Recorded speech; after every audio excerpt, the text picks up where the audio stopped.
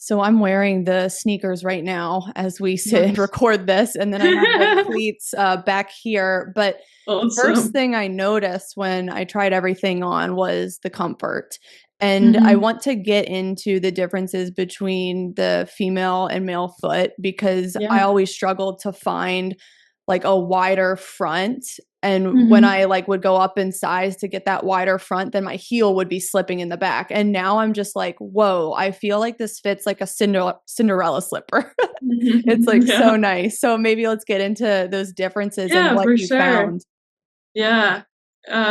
Yeah, I love that you mentioned comfort because that's kind of the number one for us. So the pillar of IDA research, and that's what we focus on overall because in kind of published research, comfort has one of the highest correlations with both performance and injury risk. So again, if you can really achieve that comfort, and like you said, that initial try on is where you can really tell whether a boot's good for you or not. So with that kind of initial fitting, all of that, that's where we really want to look at comfort.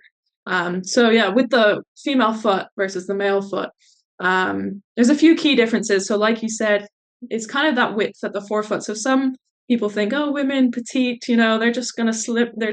They must have slimmer feet, and it's not necessarily that. It's a different shape overall. So um, what is said is that the width at that forefoot or the ball of the foot is wider in comparison to the heel width. So, like you say, having that heel lockdown is really important. So, when wearing unisex shoes, you might find that that heel cup isn't really kind of secure enough for you, or that width isn't wide enough for you as well. So that's what we focus on. We have a great graphic, and it kind of shows, a little bit more triangular in shape. It was what we would describe a women's foot as compared to men's because of that, again, difference in ratio of the width at the heel versus the ball of the foot. So that's the one of the main, differences. Another one is kind of that fifth metatarsal. So that's a fancy way of saying your pinky toe, basically. So where that's located on the foot for women and men can be slightly different. So typically, again, we're speaking in averages here. It's not the entire population.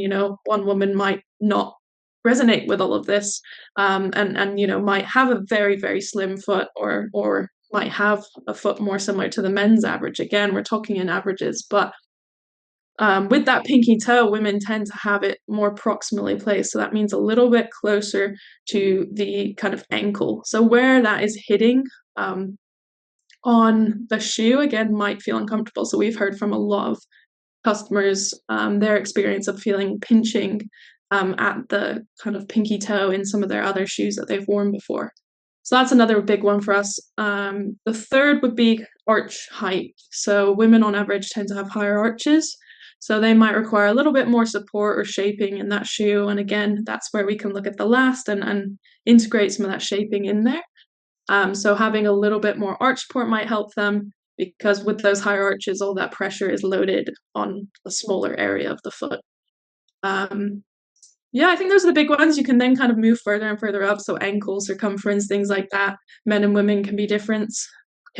So women tend to have a bit higher of an ankle circumference compared to that foot length compared to men. And yeah, there's still more and more research to be done out there, to be honest. So but maybe in a few years we'll have a few more differences there.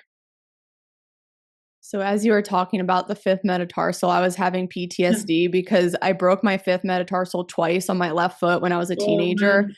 And so Yeah. now I'm wondering about the injury component. So how does footwear impact injury risk, whether it's an ankle roll that sprains the ankle, Yeah. breaks the foot, or the knee twisting? How does that Mhm. impact? Yeah, so again, I always kind of refer back to comfort, as we say, so that's always the number one. So there's a few different ways that can impact. So first of all, you got your fit.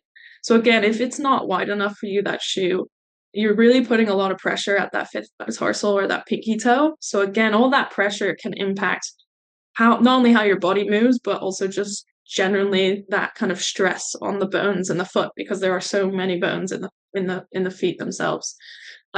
So that's kind of first and foremost that comfort and fit is number one impact on injury risk itself.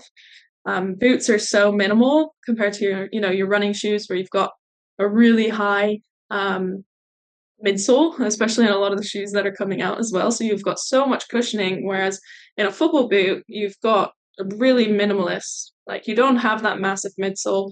You've got studs that are really localizing those pressures as well. So again, this is where we start to talk about the surface as well. If you're playing on a really, really hard ground and you're wearing, boots with really long studs on them, then think about where all that pressure is going. It's going at those localized parts of the feet as well. So that's where you can be at a higher risk of stress fractures, things like that. So again, first and foremost, we think about pressure, both from fit and kind of the stud placement, and again, that surface aspect.